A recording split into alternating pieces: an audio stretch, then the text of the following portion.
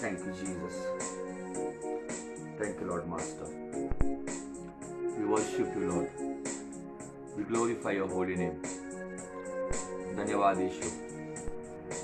Thank you, Lord Jesus. We bless your holy name. We worship your holy name. Thank you, Lord Jesus. धन्यवाद यीशु. धन्यवाद राजा. धन्यवाद पिता. धन्यवाद परमेश्वर.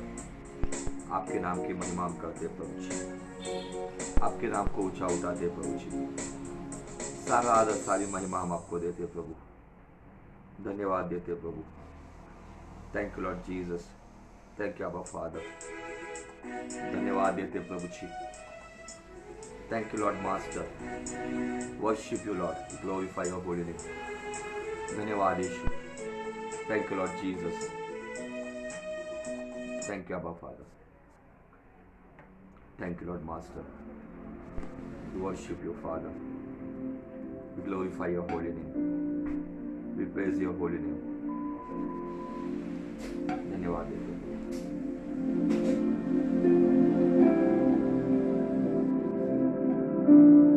Thank you, Jesus.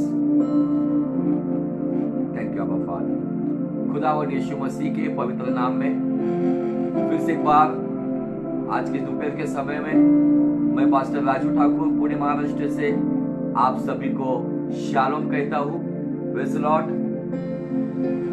I hope you all people doing good and I hope you all under the almighty hand and you all people fearless people. आप भय से मुक्त होने वाले लोग हो. कोई भी दुनिया का भय आपके ऊपर काम नहीं करेगा. तो निश्चय ही परमेश्वर का अनुग्रह यीशु नासरी के नाम में पवित्र आत्मा की अगुवाई में आपके जीवन में हमेशा बहता रहे. तो आइए आज हम आज के दोपहर में फिर से एक बार उसी विषय पर फेसबुक के नंबर के हिसाब से देखेंगे तो 32 नंबर आता है, लेकिन यूट्यूब का अलग नंबर होगा. तो परमेश्वर अद्भुत रीति से हमें अगुवाई कर रहा है. दाऊद की ये तीसरी गलती और उसका सुधार हम देख रहे हैं. बड़े बड़े अभिषिक्त क्यों गिरते हैं, क्या कारण है, कौन उन्हें चलाता है. जरूरी नहीं है कि हमें हर वक्त पवित्र आत्मा ही चलाएगा. अगर हम उस पवित्रता की लाइन को, नम्रता की लाइन को, परमेश्वर के मार्ग को छोड़कर थोड़ा सा जब हमारे मई में आ जाते हैं तब हमें दुष्ट चलाता है. तो आइए एक ही गीत वर्शिप का गाएंगे और उसके बाद हम तुरंत वचन में चलेंगे. Thank you Lord Jesus. Thank you Abba father. धन्यवाद देते प्रभु जी. Thank you Lord father.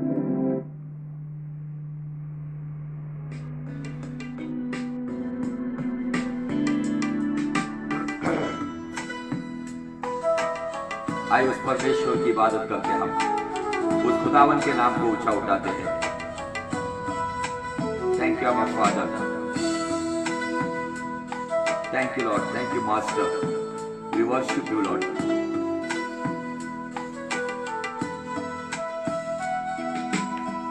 तेरे लहू से पाप धोता हूँ, तेरे लहू से पाप धोता हूँ. तू बढ़ता जा मैं कम होता हूँ, तू बढ़ता जा मैं कम होता हूँ. तेरे लहू से पाप धोता हूँ, तेरे लहू से पाप धोता हूँ. तू बढ़ता जा मैं कम होता हूँ, तू बढ़ता जा मैं कम होता हूँ. तू बढ़ता जा, तू बढ़ता जा, तू बढ़ता जा मैं कम होता हूँ. तू बढ़ता जा, तू बढ़ता जा, तू बढ़ता जा मैं कम होता हूँ.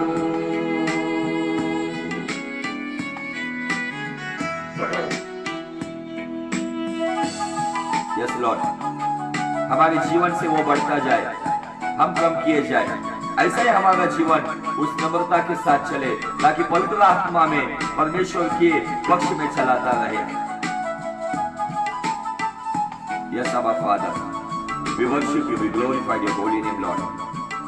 Thank you, Master. धन्यवाद ईश्वर। उसका कलाम, उसका वादा सच्चा है, उसके जैसा कोई अच्छा परमेश्वर नहीं है।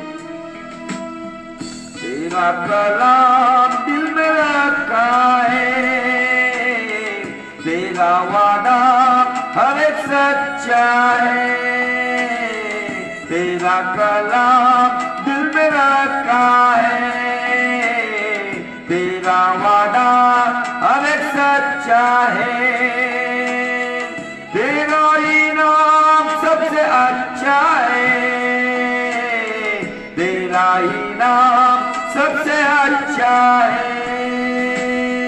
अपनी खूनी से हाथ धोता हूँ, अपनी खूनी से हाथ धोता हूँ। तू बढ़ता जा मैं कम होता हूँ, तू बढ़ता जा मैं कम होता हूँ। तू बढ़ता जा, तू बढ़ता जा, तू बढ़ता जा मैं कम होता हूँ। तू बढ़ता जा मैं कम होता हूँ। आई परमेश्वर के लोगों, उसके चरणों के पास आकर यही कहो, प्रभु तू बढ़ता रहे, हम कम किए जाए। थैंक यू फादर, धन्यवाद देते राजा, तेरी महिमा करते, तेरे नाम को सारा आदर सारी महिमा देते प्रभु जी। थैंक यू लॉर्ड, धन्यवाद ईश्वर। We worship you Lord, we glorify your holy name, we praise you master. तू है मन का पैगाम, तेरे लहू से सब चैनारा। तेरा लहू है मिल का पैगाम, तेरे लहू में सब चैनारा। तेरे लहू में बन बिगड़े का, तेरे लहू से बने बिगड़े का।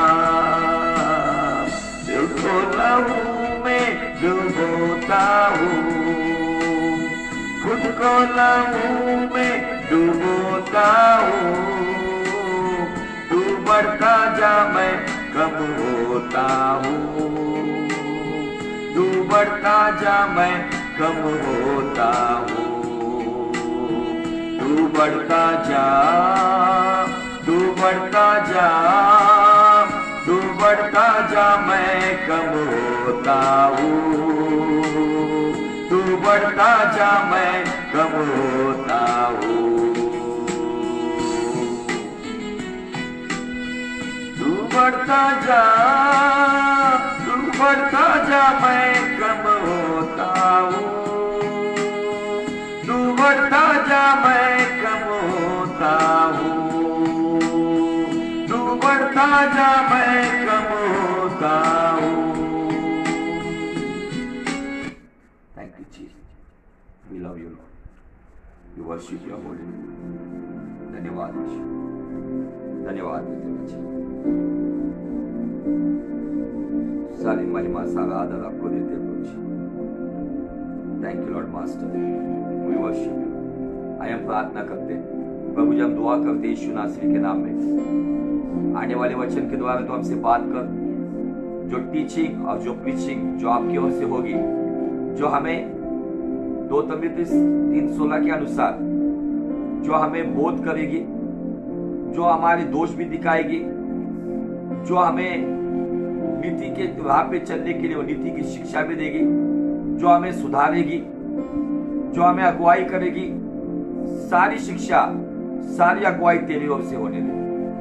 आप प्रभु आज का वचन ग्रहण करने के लिए तू हमारी अगुवाई कर, सारी दिक्कतों को निकाल दे यीशु नासरी के नाम में। और प्रभु तेरे कलाम के अनुसार जीवन जीने के लिए पवित्र आत्मा की अगुवाई में, ना केवल भावनिक दृष्टिकोण में भावुकता में बहते हुए नहीं, तो सही रीति से तेरी आत्मा में बहने के लिए प्रभु जी हम सभी की तो अगुवाई कर। सारा आदर सारी महिमा आपको देते हुए आपका इकलौता पुत्र खुदावन यीशु नासरी के नाम में मांगते, इतने सुन और ग्रहण कर पिता, आमीन आमीन हालेलुया।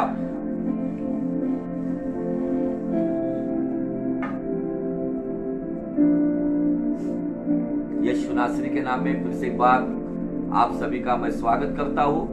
और अजीजों, हम चलते फिर उसी कलाम की ओर, जिस कलाम से हम पिछले फेसबुक मीडिया के ऊपर ये 32वां भाग दाऊद के जीवन से देख रहे।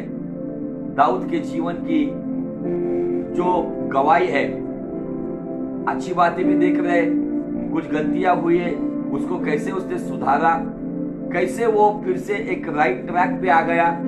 अब ये बातें हमें मसीह में बढ़ने के लिए सहायता करती है। परमेश्वर का हर एक कलाम हमें जिस क्षेत्र में हमें जरूरी है उस क्षेत्र में काम करता है। लेकिन दुख की बात यह है कि आज कलाम को पीछ नहीं किया जा रहा है। भावनिक बातों के ऊपर लोगों को खड़ा किया जा रहा है। भावना में बहते हुए लोग कुछ भी करते हैं। मुझे आपको बताना है, भावना भी एक प्रकार के आइडल वर्शिप है जो हमें खुदावन के अनुग्रह से वंचित करती है, दूर लेके जाती है, उसके सामर्थ्य से दूर लेके जाती है। इसलिए हमें भावनाओं में बहना नहीं है।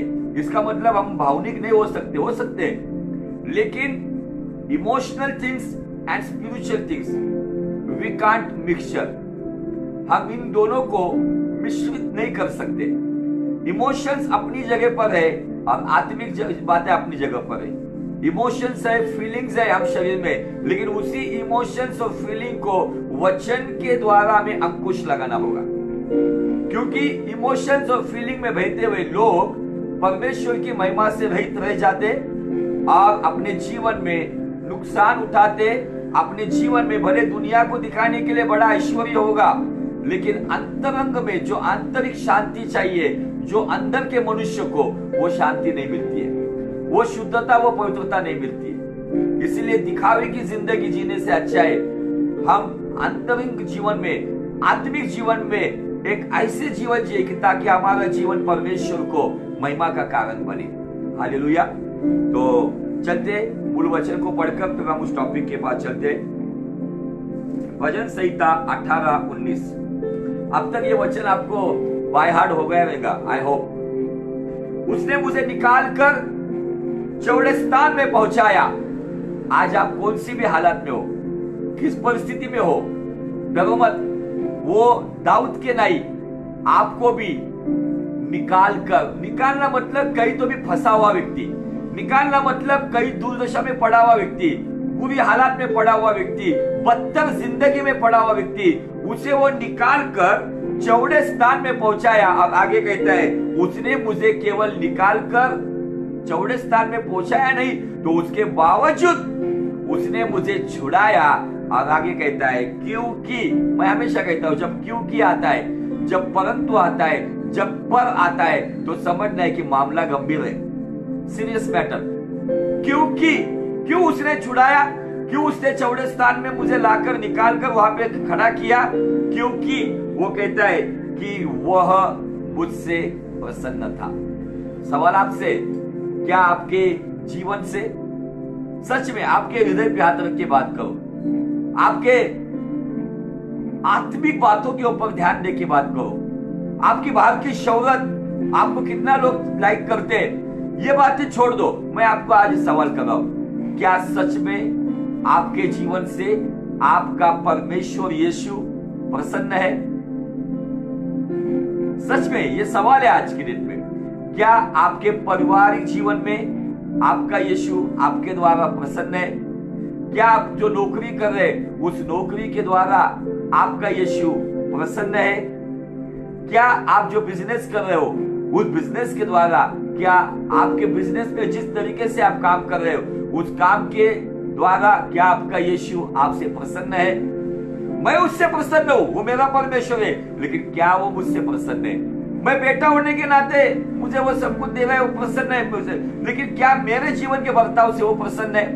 जो सेवकाई मैं कर रहा हूं, जो प्रचार मैं कर रहा हूं, मैं खुद के लिए ले रहा हूं, जो प्रार्थनाएं मैं कर रहा हूं, जो वर्शिप में कर रहा हूं, जो कुछ मैं आत्मिक सेवकाई कर रहा हूं, क्या इस विषय में मैं ही खुश हूं? क्या मेरी सेवकाई से मेरा यीशु प्रसन्न है? अगर वो प्रसन्न है तो मुझे बताने के लिए बहुत आनंद होगा। जल्दी वो आपको निकालकर, उस बुरी हालात से निकालकर, उस बदतर परिस्थिति से निकालकर, उस बीमारियों से, उस श्रापों से, उस अंधकारिक शक्तियों से, तंत्र मंत्र जादू टोना से, हर विचक्रांत की हुई उस सारी बातों से आपको निकालकर, वो केवल निकालेगा नहीं तो चौड़े स्थान में, ब्रॉड प्लेस, जहां से कोई आपको गिरा नहीं सकेगा, जहां से आपको फिर से कोई बदतर स्थिति में लेकर नहीं जाएगा, उस चौड़े स्थान में लाएगा और उसके साथ साथ वो आपको छुटकारा भी देगा। एक ही बात है, क्या मेरे जीवन से मेरा खुदावन संतुष्ट है? प्रभु संतुष्टि का लाभ और सुरक्षा, ये इस संदेश का विषय है और ये फेसबुक के ऊपर 32वां भाग चल रहा है। हम बहुत ही वचन की गहराई में जा रहे हैं अजीजों, और मैं आज आपको प्रोत्साहित करना चाहता हूं, उत्तेजित करना चाहता हूं कि आपके जीवन में आपको इन बातों के ऊपर बहुत गहराई से ध्यान देना होगा। आज पति पत्नी को खुश कर रहा है, पत्नी पति को खुश कर रही है, बच्चे माँ बाप को खुश कर रहे हैं, माँ बाप बच्चों को खुश कर रहे हैं, भाई बहन को खुश कर रहे हैं, बहन भाई को खुश कर रहा है, मनुष्य मनुष्य को खुश कर रहा है। लेकिन क्या उस मनुष्य को उसकी अनमोल सांस देने वाला परमेश्वर, क्या हम उसको प्रसन्न कर रहे हैं? मैं जो सेवकाई कर रहा हूं, मैं जो काम कर रहा हूं, मैं बिजनेस कर रहा हूं, क्या उसके द्वारा मेरा खुदावन मेरे जीवन से संतुष्ट है? क्या केवल मैं किए जा रहा हूं या जिए जा रहा हूं? जानवर भी रास्ते पे घूमकर जंगल में रहकर जीता है, लेकिन हम जानवर नहीं है, हमें परमेश्वर ने अपने स्वरूप में बनाया है। आज सवाल है आज के सामने ये दोपहर के समय में, क्या आपके जीवन से आपका परमेश्वर संतुष्ट है क्या? अगर आपके जीवन में अभी भी उन हालातों में आप पड़े हुए हैं, अभी भी आपके जीवन में वो परिस्थिति बदलने रही है, अभी भी आपको वहां से निकाला नहीं जा रहा है, इसका मतलब कहीं तो हमें आज अपने जीवन की जांच करनी होगी और देखना होगा कि क्या किस क्षेत्र में मैं कुछ ऐसी बात तो नहीं कर रहा हूं कि जिसके द्वारा मेरा बाप मुझसे नाखुश है, मेरा बाप मेरे ऊपर दुखी है। तो आज मुझे उन बातों में, मेरे जीवन में जहां पर मैं गलत हूं, वो बातें मुझे करेक्ट करना होगा। मुझे पहला सा प्यार करते हुए, वो पहले से काम करते हुए, जहां से मैं गिरा वो याद करके गहन पश्चाताप के द्वारा मुझे उस परमेश्वर के करीब आना होगा। हालेलुया। है ना, गीत में हम हमेशा गाते, यीशु ने ऐसा प्रेम जताया, मुझको अपना बेटा बनाया, अपना लहू बहाया, जीवन नया दिलाया, अपना लहू बहाया, जीवन नया दिलाया। मैं धन्यवाद करता रहूंगा, यीशु धन्यवाद करता रहूंगा, धन्यवाद धन्यवाद धन्यवाद धन्यवाद। क्या सच में आपके जीवन से आपका परमेश्वर संतुष्ट है? अगर है तो दाऊद के जैसा आप स्ट्रांगली कह सकोगे, उसने मुझे निकालकर चौड़े स्थान में पहुंचाया, उसने मुझे छुड़ाया क्योंकि वो मुझसे प्रसन्न था। यीशु मसीह यूहन्ना 8:29 में कहते हैं नए नियम में, जिसने मुझे इस दुनिया में भेजा, मेरा भेजने वाला जो मेरे साथ है, हमेशा साथ है, जिसने मुझे कभी अकेला नहीं छोड़ा। अब वहां पे यीशु मसीह भी कहते हैं क्योंकि, मैं कहता हूं क्योंकि आया तो मामला गंभीर है, क्योंकि मैं वही बात करता हूं, सर्वदा मैं वही करता हूं जो उसे भाता है। क्या मैं वही करता हूं सर्वदा? क्या मैं मनुष्य को खुश करने के लिए मनुष्य के आगे आगे करता हूं, उनके कानों को अच्छी लगने वाली बातें करता हूं? लेकिन मेरा पिता कहता है कि नहीं, ये बात ठीक नहीं है, तुझे ये प्रचार नहीं करना चाहिए, तो मैं वही प्रचार करूंगा जो मेरे पिता को भाता है। मेरा पिता कहता है कि तुझे ये सेवकाई नहीं करनी, भले फिर तेरे पीछे बड़ी भीड़ ना आए। जरूरी नहीं है कि हमारे साथ एक बड़ी भीड़ चाहिए। यीशु मसीह के पीछे उस पहाड़ी के ऊपर, तिबिरिया समुद्र के पास उस पहाड़ी के ऊपर 5,000 से भी अधिक लोग, पुरुष 5,000 थे। रोटी खाई, मछली खाई, चले गए। कुछ शिष्य थे, 72 शिष्य थे, वो भी चले गए। अब यीशु मसीह उन 12 को भी कहता है, यूहन्ना का 6 अध्याय वचन 67 से आगे, क्या तुम भी जाना चाहते हो? पतरस क्या कहता है? प्रभु तुझे छोड़कर जाए तो जाएगा, जीवन के वचन आपके पास है। यीशु मसीह हजारों में से केवल 12 लोगों में ही रुका था। जरूरी नहीं है आज यीशु मसीह अकेली शमरोनी वो सामरी स्त्री से बात करता है। यीशु मसीह अकेले उस नथनेल से बात करता है। यीशु मसीह, आप उसको एक सिस्टमैटिक पैटर्न में नहीं ला सकते हो, वो ऑटोमेटिक है, उसको जैसा चाहिए वैसा वो इस्तेमाल करता है। तो हमने दाऊद के जीवन से देखते देखते हमने दाऊद की तीसरी गलती के ऊपर बहुत गहराई से अध्ययन करना शुरू कर दिया है। पहली गलती थी उसकी जो व्यवस्था के खिलाफ थी, जो संदूक लाने के लिए वो नाकामयाब हो गया, लेकिन फिर से उस गलती को सुधार कर व्यवस्था के अनुसार लेवियों को लेकर उसने सही तरीके से बलिदान देते देते परमेश्वर का संदूक वो यरूशलेम लेकर गया। उसके बाद राजा हो गया, बड़े स्थान पे चढ़ गया।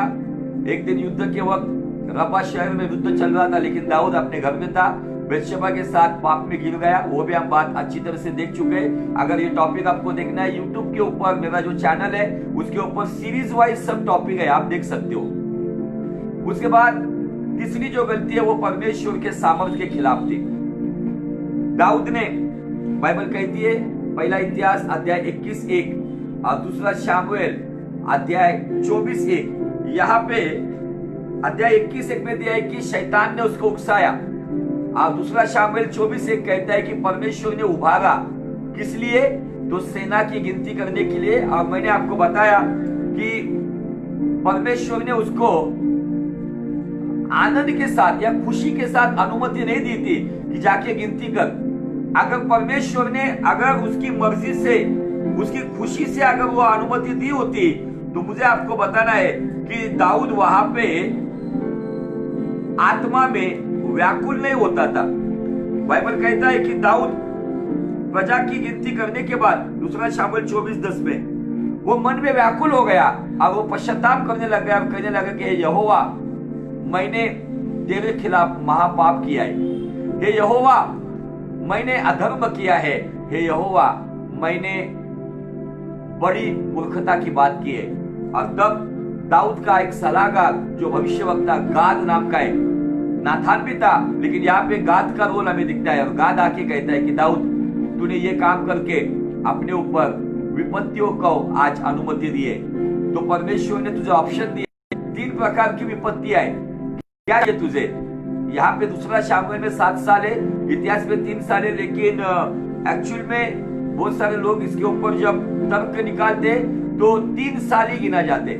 3 साल का अकाल, 3 years फैमिन, 3 महीने का शत्रु, 3 months एनिमी, और 3 दिन का कोरोना वायरस, 3 दिन की महामारी। 3 दिन की महामारी, 3 महीने का शत्रु और 3 साल का अकाल। तुझे चुनाव करना है। तो दाऊद कहता है कि शत्रुओं के हाथ में गिरने से अच्छा है मैं परमेश्वर के हाथ में गिरूं। इसका मतलब उसने 3 साल का अकाल नहीं चुना, 3 महीने का शत्रु नहीं चुना, उसने 3 दिन की महामारी चुनी।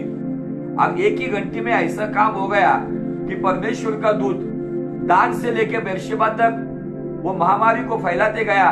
बाइबल कहती है कि वहां पे 70,000 पुरुष मारे गए। लेकिन वहां पे मैं जब आता हूं ना, मुझे यहाँ पे बहुत सारे लोग है ना, पिता परमेश्वर को है ना, पुराने नियम का परमेश्वर कभी कभी बहुत ही एकदम गुस्सेल, एकदम न्याय करने वाला, एकदम जगह पर मारने वाला, ऐसा कड़क परमेश्वर प्रकट करते हैं। लेकिन यहाँ पे मुझे ना एक ऐसा परमेश्वर दिखता है जिसके हृदय में वो बहुत नरम दिल है, रहम दिल है, वो दिखता है। तो चलो थोड़ा समय आगे लेकर जाता हूं, 15 वचन से आगे, 2 शामुएल 24:15। तब यहोवा इस्राएल में सवेरे से ठहराए हुए समय तक मरी फैलाएगा, और दान से लेकर बेरशेबा पर रहने वाले प्रजा में से 70,000 पुरुष मर गए। परंतु जब दूत ने यरूशलेम का नाश करने को उस पर अपना हाथ चढ़ाया। दान और बेर्शेबा की 70,000 पुरुष मर गए, लेकिन दूत यरूशलेम की ओर आ रहा था मारने के लिए, महामारी वाला दूत।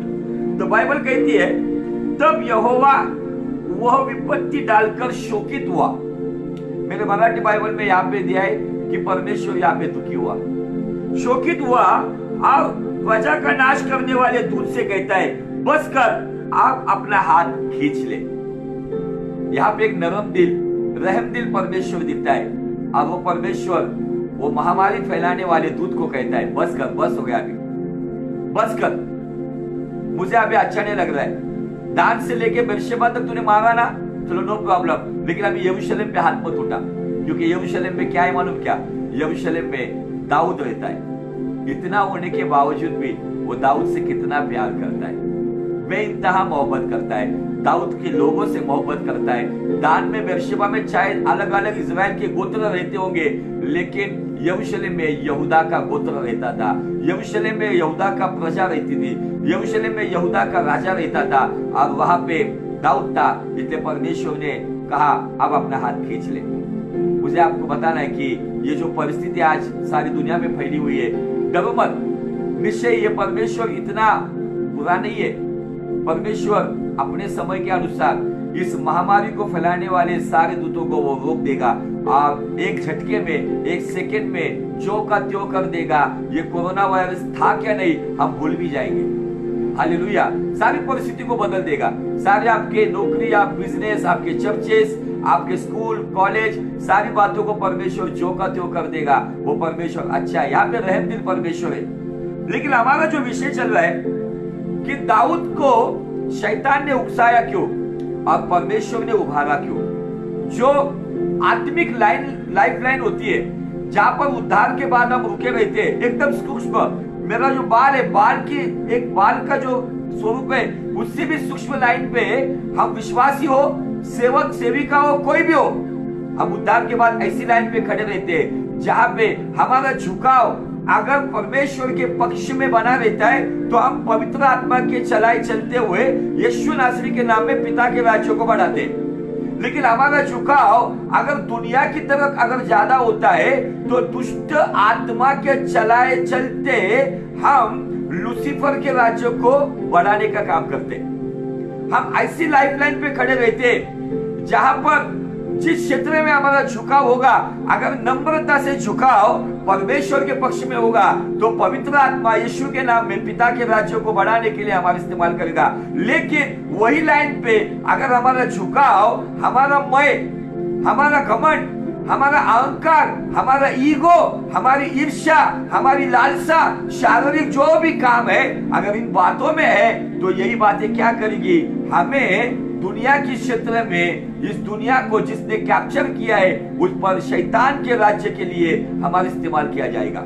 इसीलिए बहुत सारे सेवक शुरू तो करते हैं आत्मा से, बहुत सारे विश्वासी शुरू तो करते हैं आत्मा से, लेकिन उनका अंत शरीर में होता है। इसीलिए गलतियों की पत्री में पौलुस गलतियों की कलीसिया को डांट लगा के कहता है, तुमने शुरुआत तो की थी आत्मा में, लेकिन अब इस शरीर से जयवंत होना चाहते हो। बाइबल हमें कहता है कि शरीर को मारना, कूटना, कुचलना है और आत्मा को बलवान बनाना है, क्योंकि शरीर का चिंतन मौत है और आत्मा का चिंतन जीवन और शांति है।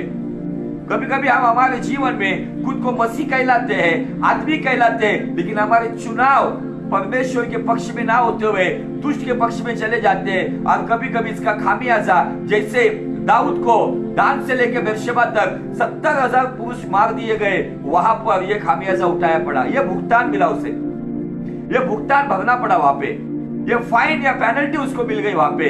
लेकिन दाऊद क्यों ऐसा चला? क्योंकि वही दाऊद के अंदर, जो दाऊद मिनिस्ट्री की शुरुआत में इजराइल की सेना होने के बावजूद, शाऊल नाम का बड़ा बलवान राजा होने के बावजूद गोलियत से लड़ने के लिए कोई नहीं गया था, लेकिन दाऊद जाकर गोलियत से लड़ा। और गोलियत को लड़ने से पहले क्या कहता है? स्पष्ट रीति से कहता है, वो युद्ध मेरा नहीं है, युद्ध परमेश्वर का है, फतेह देना उसका काम है, जंग मेरी नहीं है, जंग उसकी है। Battle belongs to God and victory belongs to us. जंग यहोवा की है, फतेह हमारी है। लेकिन वही दाऊद आगे जाके उसके पीछे शाऊल लग गया, जंगलों में भटकता रहा, लेकिन उसी नम्रता से परमेश्वर के साथ चलता रहा। एक समय आया, वो हेब्रोन में आकर यहूदा का राजा बन गया, 7 साल उससे राज किया। फिर इजराइल का राजा हो गया, उससे संदूक को लाया। वो जब यरूशलेम में आया, वहां पे अद्भुत बातें हो गई। अब इसी बातों को देखकर यही दाऊद ऐसे दुनिया की बातों में घुल मिल गया।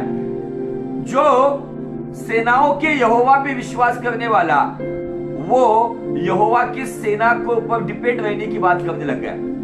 वो योआब नाम के सेनापति को कहता है कि जा गिनती कर, मेरे पास कितने लोग हैं, देख जाएगा कितने लोग हैं, गिन। लेकिन यही गलती बहुत महंगी पड़ गई, 70,000 लोग मारे गए। फिर ये गलतियां होती क्यों है? हमने पतरस के जीवन से देखा। उसी मत्ती का 16 अध्याय वचन 17 में प्रभु यीशु मसीह पतरस की पीठ ठोकता है, शाबाशी देता है। और वही यीशु मसीह उसी अध्याय में आगे जाके पतरस जब यीशु मसीह की भविष्यवाणी के खिलाफ खड़ा होता है, क्या भविष्यवाणी थी? यीशु ने कहा कि मैं मार दिया जाऊंगा, गाड़ दिया जाऊंगा, जिला दिया जाऊंगा, और मरना जरूरी है और पुनरुत्थान भी जरूरी है, क्योंकि वो कहा था जीवन और पुनरुत्थान मैं ही हूं। लेकिन पतरस ने उसको साइड में लेके झिड़क दिया। तब यीशु मसीह ने चेलों के सामने पतरस को कहा, है शैतान, मेरी ओर से चला जा, क्योंकि तेरा मन परमेश्वर की बातों पे नहीं तो मनुष्य की बातों पर है। जब हमारा मन आत्मिक क्षेत्र में चलते वक्त, जब हम मनुष्य की सोच में चलते हैं, तो कहीं ना कहीं हमारा झुकाव दुनिया की तरफ है। लेकिन जब हम परिस्थिति भले कितनी बिगड़ी हुई हो, लेकिन उन परिस्थितियों में अगर हम परमेश्वर के पक्ष में सोचकर निर्णय लेते और चलते, तो भले दुनिया हमको तुच्छ जानेगी, लेकिन स्वर्ग हमको सम्मान देगा। हालेलुया। और इन बातों को देखते हुए फिर हमने पुराने नियम से एक व्यक्ति को देखा जो एक अन्य जाति का भविष्यवक्ता है, जिसका नाम है बिलाम। बिलाम के जीवन से हम देखेंगे आज, और फिर अगले सेशन में जब हम आएंगे तब दाऊद की गलती का सुधार देखेंगे हम। थैंक यू जी। चलते हैं हम गिनती का किताब अध्याय 22 शुरुआत हमने देख लिया है कि बलाक नाम का जो राजा है, वो कहता है बिलाम को कि एक बड़ा दल निकला हुआ है मिस्र से, उसने सारी धरती को कवर कर लिया है, और वो सबके ऊपर जीत हासिल कर रहे हैं, और शायद वो मुझे भी मार दे, इसलिए तू आ और इस लोगों को शाप दे। क्योंकि बिलाम की खासियत यह थी कि जिसे वो शाप देता था उसे शाप मिलता था, जिसे वो आशीष देता था उसे आशीष मिलती थी। फिर मुझे आज आपको बताना है, अन्य जाति के लोगों के पास भी ये सब ताकतें थी, अन्य जाति के लोगों के पास भी ये सामर्थ्य था। इसलिए हमको इन वरदानों को देखकर आकर्षित होना नहीं है। बिलाम पैसा लेके तांत्रिक के जैसा काम करता था, एक ज्योतिषी के जैसा काम करता था, इसीलिए उसको पहली टाइम छोटा सा धन देकर भेजा था। तब उसने परमेश्वर से पूछा, तो परमेश्वर ने उसे गिनती 22:12 में कहा कि तू उनके साथ मत जा, जिनको शाप देने के लिए तुझे भेजा जाएगा उनको शाप मत दे, क्योंकि वो आशीष के वारिस होने के लिए ठहराए हुए लोग हैं। They are blessed people. परमेश्वर ने हमें आशीषित किया है। आशीषित मतलब घर बंगला, नौकरी या सब प्रकार के पैसे या हीरे जवाहरत नहीं। आशीष का मतलब परमेश्वर की हुजूरी, आशीष का मतलब परमेश्वर की आशा, आशीष का मतलब परमेश्वर की उपस्थिति, आशीष का मतलब जिस हालात में, उस हालात में हम परमेश्वर के पीछे चलते, वो है आशीष। लेकिन आज तो कितने बड़े बड़े लोग हैं, लेकिन उनके पास किधर है आशीष? शांति है उनके पास? आज तुम्हारे मेरे पास दुनिया देती वैसी नहीं, तो मसीह की शांति है जो हमें स्थिर बनाती है और हमें मसीह के साथ और इस दुनिया में सभी बातों में बनाए रखती है। हमें पाप में गिरने नहीं देती है, हमें अशुद्ध होने नहीं देती है। हालेलुया। और तो भी बलाक ने क्या किया? बलाक राजा ने और बड़ा धन भेजकर बिलाम को कहा। बिलाम ने वो धन देखकर कहीं ना कहीं उसके अंदर लालच आ गया, और उस लालच के मारे वो कहता है कि ठीक है, आज के बाद रहो, देखता हूं यहोवा और कुछ कहता है क्या। अब वो आज के बाद रुकता है वहां पर वो लोग। अब ऐसा हुआ कि परमेश्वर ने वहां पर उसको अनुमति दी, लेकिन तुरंत हम देखते हैं कि रास्ते में यहोवा का कोप उसके ऊपर भड़क गया। बाइबल कहता है यहोवा का कोप 22:22 में, गिनती का 22:22 कहता है यहोवा का कोप बिलाम के ऊपर भड़क गया। एक साइड से वो परमिशन दे रहा है, अनुमति दे रहा है, लेकिन दूसरी साइड से उसका कोप भड़क गया। इसका मतलब परमेश्वर ने उसको पहली बार मनाही की थी।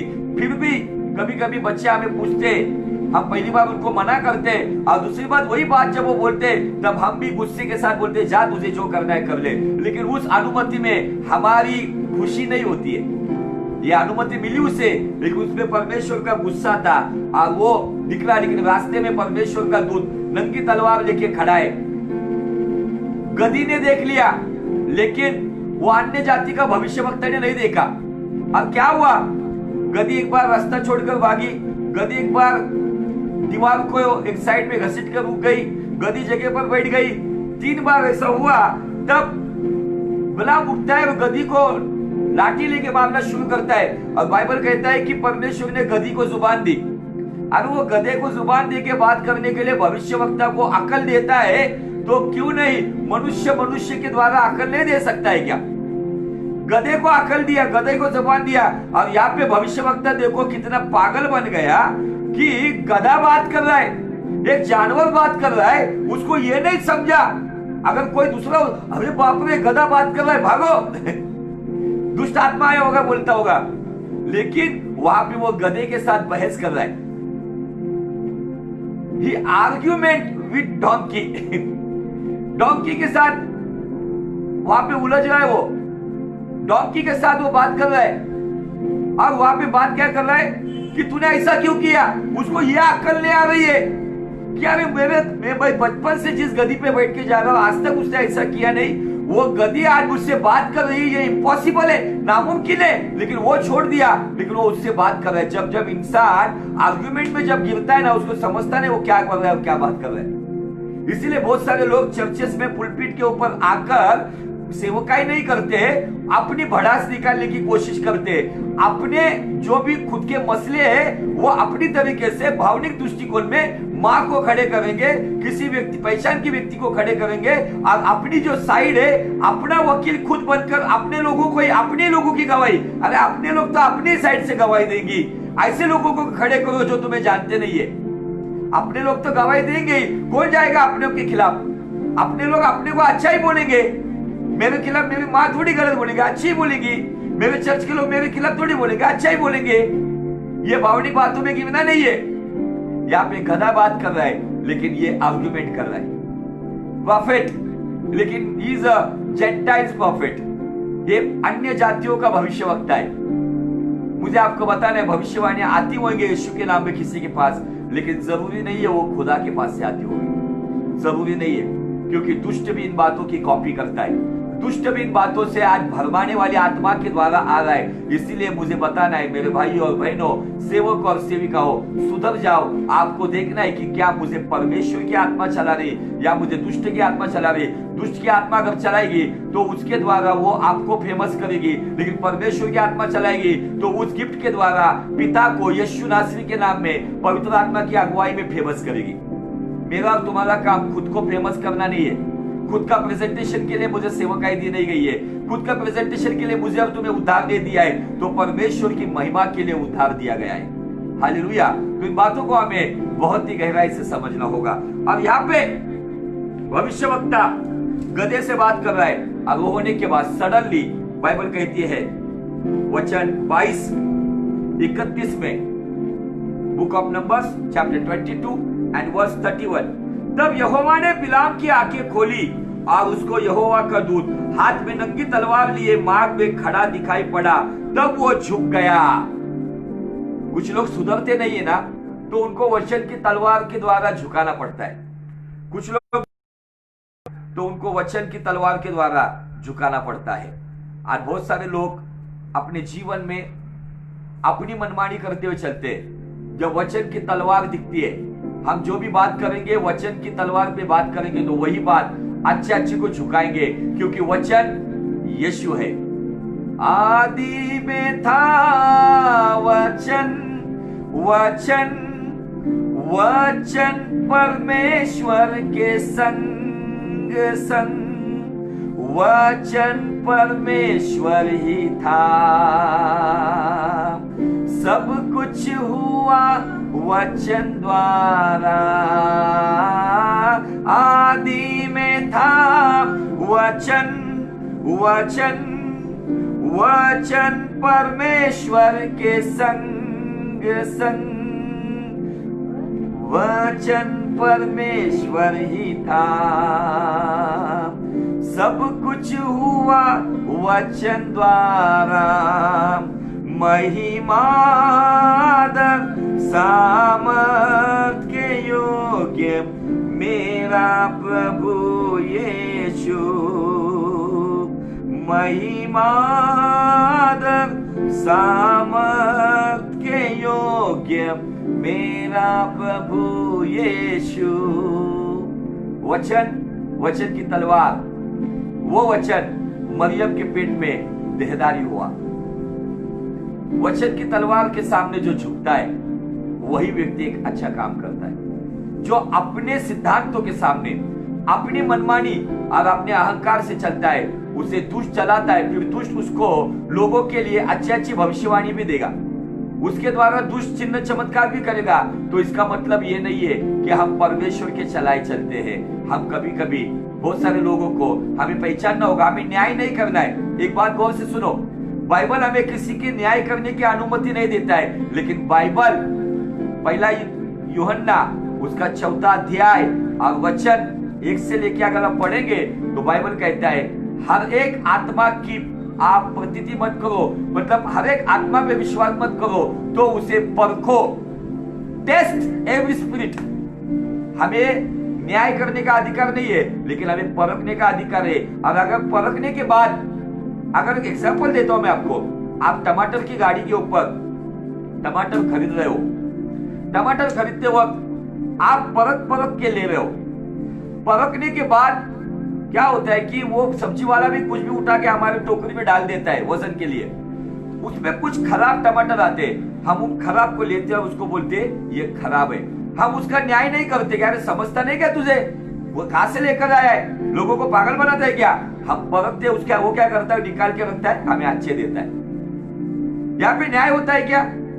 अगर कोई व्यक्ति गलतियां कर रहा है, हमको परखना है, और परख के हमको केवल उन्हें वचन के नींव के ऊपर जो 2 तिमोथी 4 अध्याय वचन 2 में दिया है, वचन की शिक्षा के अनुसार वो दोष दिखाओ, वो दोष दिखाओ। एक ही वचन मत लो, दोष मत निकालो। बाइबल दोष दिखाने की बात करता है। अगर तुम्हारा दोष निकाला जा रहा है तो तुम 100 लोगों में जो गलतियां कर रहे हो वहां पे आप परफेक्ट हो जाओ, ताकि आप हजारों के सामने आप परफेक्टली काम कर सकेंगे। हालेलुया। अब इन बातों के द्वारा हम जब बिलाम के जीवन से देखते हैं, उसकी आंखें खुल गई, और आंखें खुलने के बाद फिर जुबान खुल गई। देखो आगे, तब वो मुंह के बल गिर के दंडवत किया, और यहोवा के दूत ने उससे कहा, तूने अपनी गदी को 3 बार क्यों मारा? सुन, तेरा विरोध करने को मैं ही आया हूं, इसलिए कि तू मेरे सामने उल्टी चाल चलता है, मेरे सामने उल्टी चाल चलता है। आज मैं परमेश्वर के साथ सीधी चाल चल रहा हूं, या परमेश्वर के वचन के खिलाफ नॉन बिब्लिकल बातें, तेल को बेचना, पानियों पर दुआ करके देना, लोगों को वचन की नींव पर खड़ा करने से ज्यादा ये बाह्य स्वरूप की बातों के ऊपर, तेल, पानी, नमक, भविष्यवाणियां, ये सब बातों पे खड़ा करना, क्या ये उल्टी चाल है या सीधी चाल है? यहाँ पे बाइबल कहती है कि परमेश्वर का दूत कहता है कि तू मेरे सामने, यहाँ पर ये दूत कौन है ये रेवलेशन अलग है, लेकिन वो बताने के लिए ये टॉपिक नहीं है। मेरे सामने उल्टी चाल चल रहा है। तब बाइबल कहता है, तब बिलाम ने यहोवा के दूत से कहा, मैंने पाप किया है। भविष्यवक्ता ने अपने पाप को मान लिया है। अगर अन्य जाति का भविष्यवक्ता अपने पापों का अंगीकार करता है, तो मसीह के भविष्यवक्ताओं ने भी अपने पापों का अंगीकार करना होगा। अगर वो गलतियों से गलती कर रहे, अगर वो अनजाने में गलती कर रहे या जानबूझकर गलती कर रहे, यह हमारा कर्तव्य। परमेश्वर उस व्यक्ति से बहुत खुश होता है जो अपनी गलतियों को कबूल करता है, जो मनुष्य के सामने कान नहीं पकड़ता है, जो परमेश्वर को खुलेआम लोगों के सामने कहता है, प्रभु ये गलती मैंने की है, जो मैंने उल्टी चाल चली है, मैं तेरे वचन के खिलाफ चल रहा हूँ, मैं तेरे सिद्धांत के खिलाफ चल रहा हूँ, मैं तेरी इच्छा मर्जी के खिलाफ चल रहा हूँ, मुझ पर दया कर। और मैं अपने पापों को कबूल करता है। बाइबल कहता है 2 कोरिन्थियों 7:10 में, ईश्वर प्रेरित दुख उद्धार द्वारा पाप को, उद्धार का वहां पे जन्म होता है। उद्धार का पश्चाताप का जन्म होता है। आगे बाइबल कहता है कि तू मेरा सामना करने को मेरे मार्ग में खड़ा है, इसलिए अब यदि तुझे बुरा लगता है तो मैं लौट जाता हूं। नजदीक आने के बाद कहता है कि तुझे बुरा, तब तुझे परमेश्वर को बुरा नहीं लगा क्या? जब तू सेकेंड ओपिनियन ले रहा है, फर्स्ट ओपिनियन में परमेश्वर ने बता दिया था मत जा, वो मेरे आशीषित लोग हैं। फिर से कहता है अभी जाओ क्या, लौट जाओ क्या? ये ऐसे भावुक इमोशनल प्रॉफिट्स, अभी लौट जाओ क्या, मैंने पाप किया है। अभी 99% उसमें गिरने के बाद कहता है कि अभी लौट जाओ क्या। लेकिन परमेश्वर अपने लोगों से बहुत प्यार करता है। कभी कभी हमने यह भी अनुभव किया मेरे जीवन में, पापियों के द्वारा भी बड़े बड़े चमत्कार होते, व्यभिचार में चलने वालों के द्वारा भी चमत्कार होते, दुष्ट मार्ग में चलने वालों का द्वारा भी चमत्कार होते। मैंने प्रभु के साथ एक बार बहुत लंबा समय बिताया इस बात के लिए, उपवास प्रार्थना के द्वारा। परमेश्वर ने मुझे उसका जवाब दिया है, कभी समय मिलेगा तो टॉपिक अब लेंगे। मैंने प्रभु के साथ लिटरली एक बाप के साथ जैसा बेटा जिस तरीके से कहता है प्रभु पिता मुझे बता ये क्या है, और पिता ने मुझे बताया। मैं जो सेवा करता है ना, मैं उसमें इतना इंटरेस्ट नहीं लेता हूं। जो लोग आए हुए हैं ना भूखे और प्यासे, मैं उनकी भूख और प्यास मिटाने के लिए मैं उस सेवक का पाप नहीं देखता हूं, मैं कुछ समय के लिए उसका इस्तेमाल कर लेता हूं। अभी यहाँ पे देखो क्या है वचन, देखो बाइबल कहता है यहोवा ने दूत से कहा तू पुरुषों के संग तू चला जा, परंतु केवल वही बात कहना जो मैं तुझसे कहूंगा। तब बिलाम बलाक के हाकिम के साथ चला। ओके, यहाँ पे 34 वचन में कहा कि मैं पापी हूं, मैंने पाप किया है। एक पापी भविष्यवक्ता का परमेश्वर इस्तेमाल कर रहा है, पापी भविष्यवक्ता का इस्तेमाल कर रहा है। क्यों कर रहा है? शाप के लिए नहीं, इस्राएल के लोगों को आशीष देने के लिए। अगर पापी का इस्तेमाल आशीष के लिए हो सकता है तो क्या गारंटी है कि हमारे सामने जो खड़ा है फिर वो राजू ठाकुर क्यों ना हो? आपको वो परख ना होगा कि राजू ठाकुर जो प्रचार कर रहा है सच में एक योग्य व्यक्तिमत्व है? क्या वचन की शिक्षा योग्य दे रहा है? क्या सही में उसका जीवन वचन के तरीके से चलने वाला है? क्या सच में मैं परमेश्वर की इच्छा के अनुसार जीने वाला व्यक्ति हूं? मेरे प्रचार से आप आकर्षित मत होना, मेरा जीवन भी आप जांचो, परमेश्वर से मांगो कि क्या सच में यह व्यक्ति सही है। आज आपको इन बातों के ऊपर बहुत गहराई से अध्ययन करना होगा। एक पापी भविष्यवक्ता है अन्य जाति का, जेंटाइल्स प्रॉफिट, उसको परमेश्वर इस्तेमाल करता है। उसको कहता है जा, मैं जो कहता हूं वही कर। अगर आपको ये पूरी कहानी अगर बतानी, पूरी स्टोरी अगर बतानी है तो बहुत समय चला जाएगा। उसने 3 बार शाप देने के लिए खड़ा हो गया, लेकिन हुआ क्या पता है? जब भी वो शाप देने के लिए खड़ा होता था ना, उसके मुंह से आशीष निकलती थी। अब उस आशीष में से ना कुछ एक वचन में आपको पढ़कर बताना चाहता हूं। इसी गिनती का 23 अध्याय और वचन 19।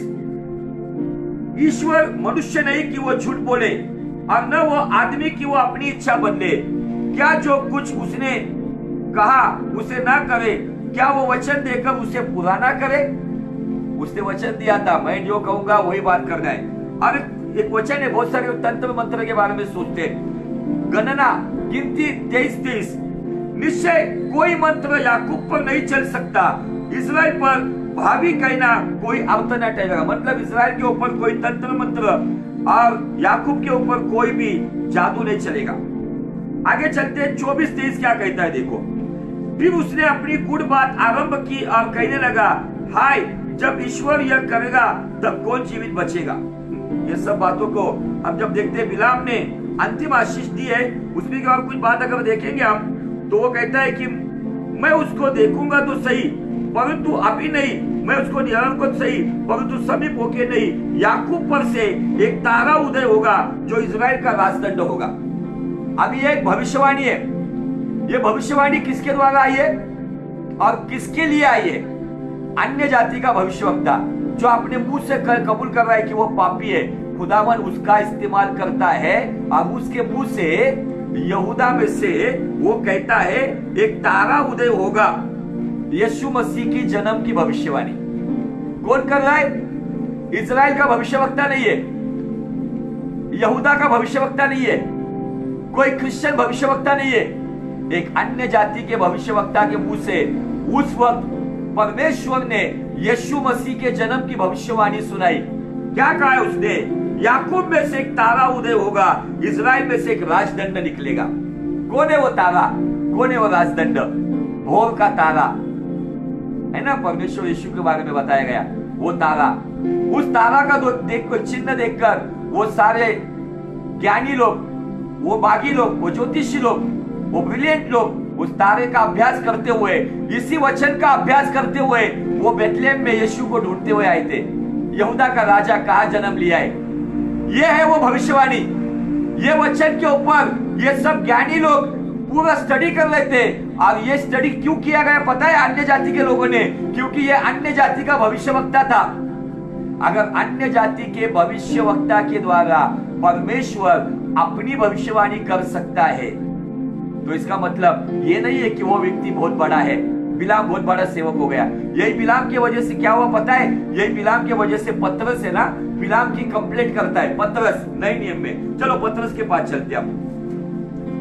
मैं ये टॉपिक को आज यहाँ पे खत्म करूंगा, फिर अगले इसमें मैं दाऊद का सुधार बताऊंगा। पतरस का दूसरा अध्याय और वचन 15।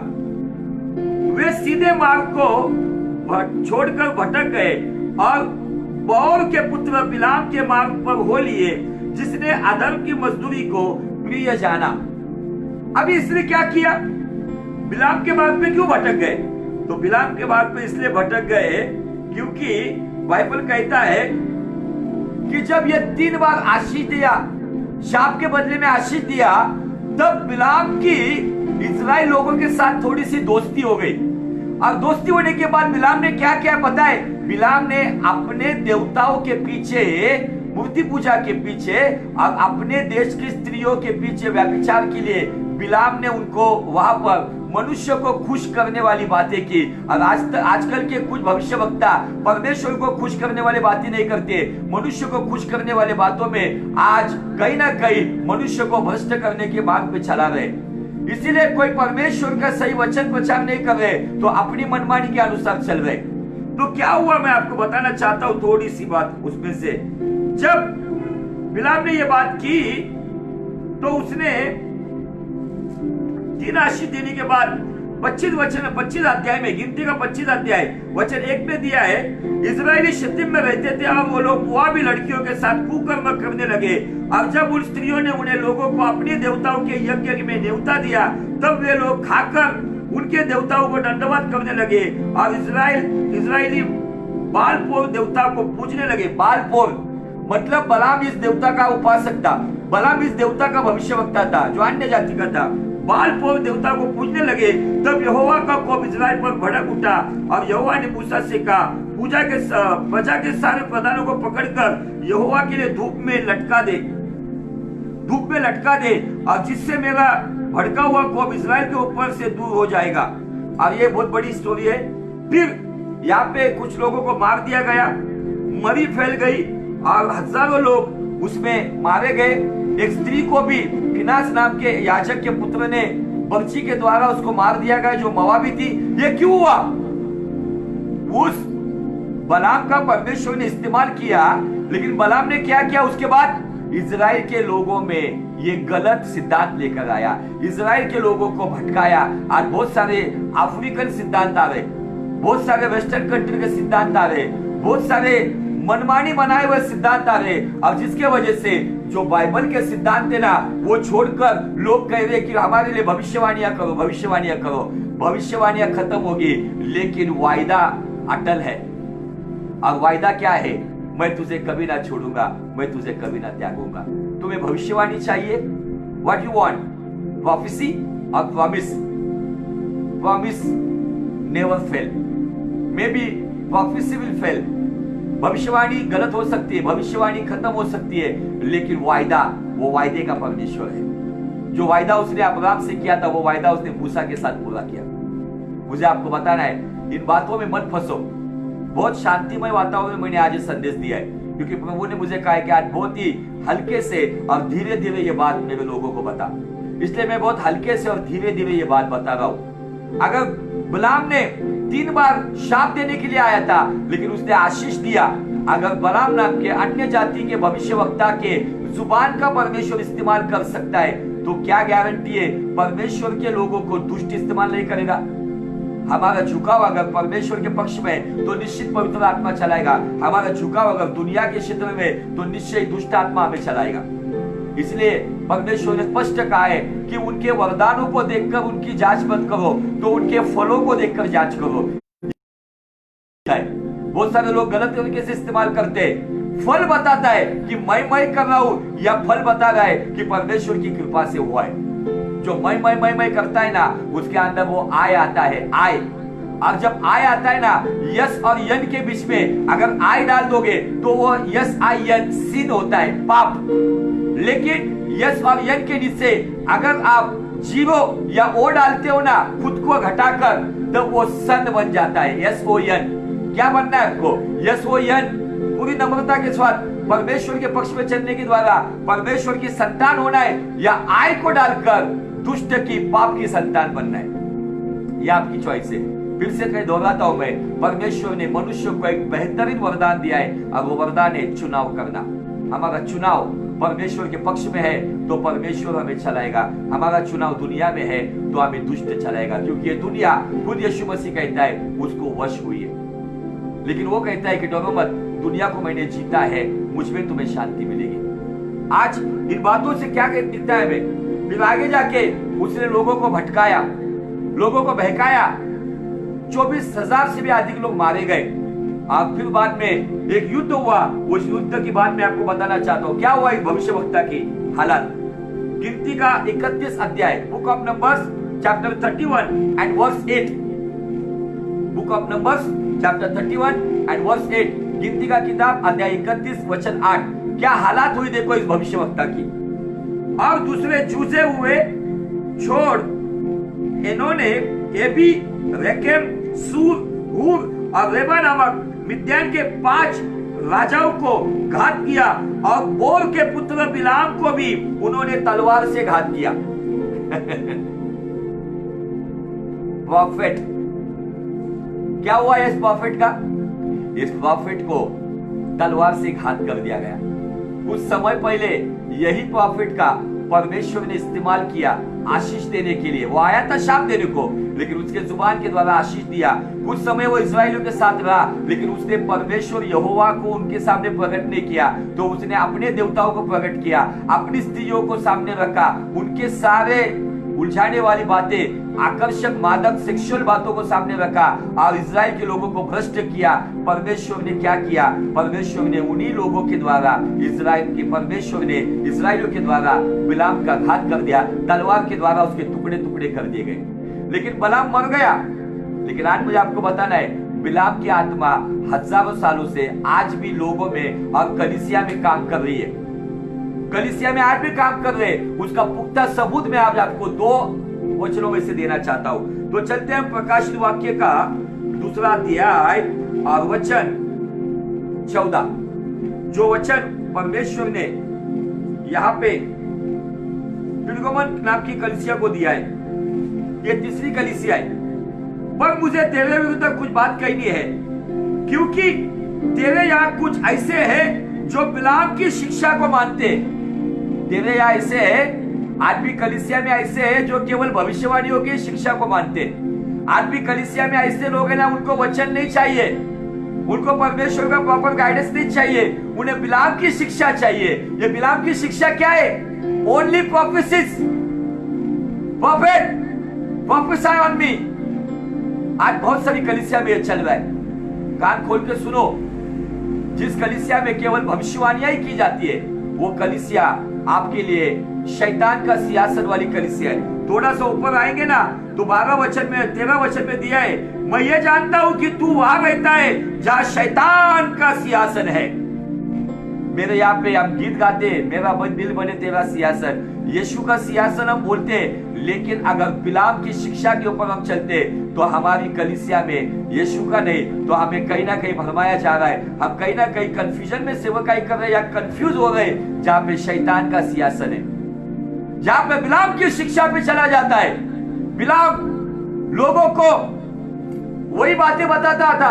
आज बहुत सारे लोग पास्टर के पास आने के बाद कहते हैं कुछ दिखा क्या हमारे घर में। मेरे साथ पहले बार बहुत हुआ, मैंने कुछ बातें बताई भी, वो 100% हुई भी, लेकिन परमेश्वर के महान दास ने मुझे बताया कि भाई ये करो मत। ये जरूरी नहीं कि परमेश्वर की ओर से लोगों को वचन बताओ, लोगों को परमेश्वर में बढ़ाओ, लोगों को परमेश्वर की चाल चलाओ। ये बातें उन्हें परमेश्वर की राह पे नहीं, ये बातें तुम्हारा हीरो बनने का स्टाइल हो जाएगा वहां पे। ये बातें तो उनको परमेश्वर की राह पे नहीं चलाएंगी। ऐसा शिक्षा दो, चमत्कार हो तो भी मैं प्रभु के पीछे चलूंगा, चमत्कार ना हो तो भी मैं प्रभु के पीछे चलूंगा। कुछ मिले या ना मिले तो भी प्रभु की स्तुति हो। बाइबल कहती है ये पेरगमुन की कलीसिया में शैतान का सिंहासन है। और क्यों है उसका कारण बाइबल कहती है बिलाम की शिक्षा को मानते, जिसने बलाक को इजराइल के आगे ठोकर का कारण रखना सिखाया। वे मूर्तियों पर चढ़ाई गई वस्तुओं को खाई और व्यभिचार किए। वैसे ही तेरे यहाँ कुछ ऐसे हैं जो निकलेयों की शिक्षा को मानते हैं। अंततः मन फिरा कि तलवार से उनके साथ लड़ूंगा। जिसे कान है वे सुन लो। आत्मा कलीसियों से ये कहता है जो जय पाए हुए उन्हें मैं गुप्त मानना से उसको मैं गुप्त मानना में से दे दूंगा और उन पर श्वेत पत्थर भी दे दूंगा और उस पत्थर पर एक नाम लिखा होगा जिससे उसको पाने वाले के सिवाय कोई ना जानेगा। हालेलुया। क्या आज मैं बिलाम की शिक्षा वाले चर्च को चला रहा हूं? फिर मैं क्यों ना हूं? आज बहुत सारी जगह पर वचन चलते चलते बीच में से कहा जाता है सिस्टर खड़े हो जाओ, प्रभु ये दिखा रहा है, प्रभु वो दिखा रहा है। फिर सारे लोगों पास्टर को, वो प्रॉफिट को देखेंगे। सारा अट्रैक्शन और सारा वाव वाव वाव, सारा वाव मनुष्य लेके जा रहा है, लेकिन वाव केवल परमेश्वर यीशु को मिलना चाहिए। क्या यह सेवक है? सही है।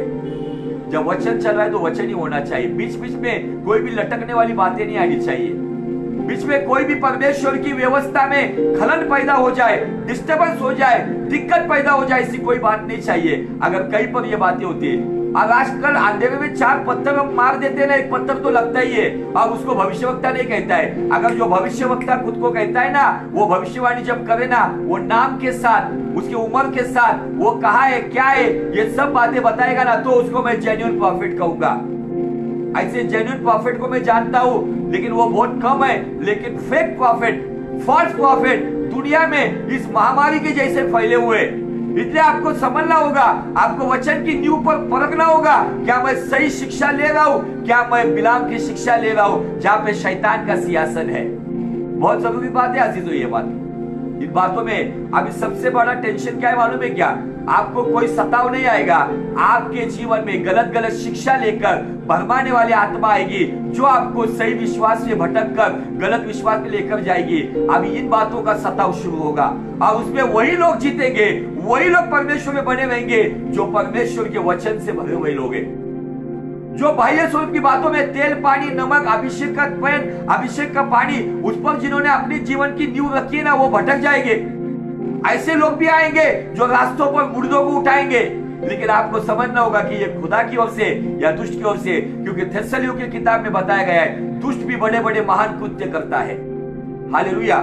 एक आखिरी वचन पढ़ेंगे आप यहूदा के किताब में, जो प्रभु यीशु मसीह का भाई है, जिसका उद्धार यीशु मसीह के पुनरुत्थान के बाद हुआ। अब वो अपने छोटा सा पत्र लिखा है, लेकिन बहुत ही महत्वपूर्ण पत्र है, जिसके बारे में बहुत सारी बातें, शैतान के बारे में खोला हुआ राज है। तो उसमें नहीं देखेंगे तो हम यहूदा का पहला अध्याय, एक ही अध्याय, अब 11 वचन में है ना, 3 व्यक्ति को बताता है। वो 3 कैरेक्टर नहीं तो ये 3 आत्मा को बता रहा है वो।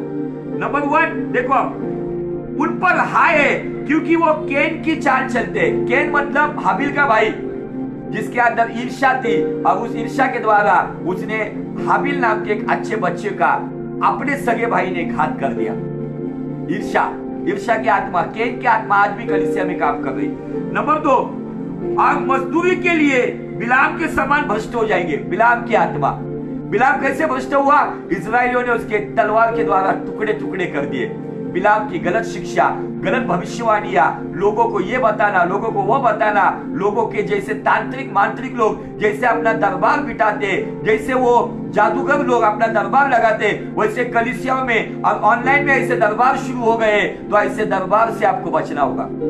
ये दरबारों में आपको जाना नहीं होगा, क्योंकि दरबार में शायद आपको भरमाया जाएगा, लेकिन वहीं पर समय बिताओ जहां पे परमेश्वर की शुद्ध वचन की सेवकाई की जाती है, जहां पर बड़े चमत्कार कम होंगे, लेकिन वहां पर पवित्रता का जीवन जीने के बारे में सिखाया होता, वहां पर ही आपका समय बीतना चाहिए। तीसरा यहाँ पे दिए, कोरह के समान विरोध करके नष्ट हो गए। कैन, बिलाम और कोरह। कैन कौन है? ईर्ष्या वाला आत्मा। बिलाम कौन है? भरमाने वाली आत्मा। और कोरह कौन है? जो अलगाव की, जो बागी बनाने वाली आत्मा। कोरह का सारा परिवार अधोलोक ने निगल लिया, सारा परिवार। जैसे शरीर के साथ हनोक और इलिया उठा लिया गया स्वर्ग में, वैसे कोरह पुत्र और उसके दातान के साथ सारा परिवार अधोलोक में चला गया। ये तीन आत्माएं वो मर तो गए, लेकिन आत्मा अभी भी काम कर रही। कैन की ईर्ष्या, बिलाम की गलत शिक्षा, गलत भविष्यवाणियां। क्या हुआ? उसी बिलाम को मौत के घाट मार दिया गया। ये मत समझो कुछ लोग भविष्यवक्ताओं की भविष्यवाणियों की गवाही लिखकर भेजते, शायद उस वक्त उसको चलाया होगा, शायद उस वक्त उसको चलाया होगा आपको प्रभु की ओर अट्रैक्ट करने के लिए। लेकिन आप अगर इंसान की ओर अट्रैक्ट हो रहे, लेकिन ये बात फिर कहीं तो भी गड़बड़ी है। आएगी भविष्यवाणियां। कुछ लोग ऐसे एक नया अनॉइंटिंग आया अफ्रीका में कहते, जिसे माइक्रोस्कोपी अनॉइंटिंग कहते वो लोग, जो आपके सामने आएगा, आपको देखकर आपकी सारी कुंडली बताएगा, आपका भूतकाल में क्या क्या हुआ है सब बताएगा। लेकिन इसका मतलब ये नहीं है कि ये परमेश्वर की ओर से, परमेश्वर की ओर से नहीं है। जो कुछ लोग नंदी बैल को लेकर घूमते हैं इसी सावन के महीने में, वो लोग भी सब बातें बताते, इसका मतलब वो यहोवा की ओर से, यीशु की ओर से नहीं। ये दुष्ट ने इस दुनिया को अपने कब्जे में लिया है। वहां पर वही लोग फंसेंगे जो परमेश्वर यीशु को और उसके वचन को सही तरीके से नहीं जानते, जिन्होंने अपनी नींव वचन पर नहीं रखी है, जिन्होंने अपनी नींव भावुकता में, इमोशंस और फीलिंग्स में बनाई है और भौतिक बातों में बनाई है, वो लोग ही उधर भरमाए जाएंगे, क्योंकि वो एक मांत्रिक को छोड़ के दूसरे मांत्रिक के पास जाते। लेकिन जो वचन पे रहते वो अपने एक ही चर्च पे रहते और एक ही पादवान के पीछे चलते जहां पर सही शिक्षा दी जाती है। बिलाम की शिक्षा के लोग हैं, बिलाम की शिक्षा की कलीसिया है। परगमन की कलीसिया को शैतान के सियासत की कलीसिया कही गई है। क्या मेरी कलीसिया कौन सी है? इस बात के ऊपर मुझे बहुत बारीकाई से सोचना होगा। मेरा थोड़ा टाइम बढ़ गया, इसलिए क्षमा चाहता हूं। भले हमारा पेज है, लेकिन टाइम को मैं टाइम पर ही खत्म करना चाहिए। मैं आपको इस बात के बारे में क्या बता रहा हूं कि दाऊद का गलती क्यों हुआ, उस रेशा के ऊपर उसका झुकाव गलत हो गया। हमारा झुकाव परमेश्वर के पक्ष में रहेगा ना, तो हमारे निर्णय सही होंगे। इसलिए प्रभु के लोगों, परमेश्वर के पक्ष में आपके निर्णय रखो, ताकि आपके निर्णय, आपका झुकाव जिस क्षेत्र में रहेगा, परमेश्वर के क्षेत्र में रहेगा, आपके निर्णय पवित्र आत्मा के पक्ष में रहेंगे और उसके द्वारा आपका परमेश्वर प्रसन्न रहेगा, जो आपको भजन संहिता 18-19 के अनुसार चौड़े स्थान में लाएगा, जो आपको छुटकारा देगा और आपको महिमा में लेकर जाएगा। प्रभु आपको बहुत बहुत आशीषित करे और इस कलाम के द्वारा आपको उन्नति से उन्नति में लेकर जाए। अगर ये कलाम आपको आशीषित करता है, ये वचन के द्वारा आप आशीषित हुए, तो इस कलाम को ज्यादा से ज्यादा शेयर करो, ताकि परमेश्वर के लोगों को सही दिशा में चलने के लिए परमेश्वर उन्हें चलाएगा। May God bless you. Have a blessed day. आमीन।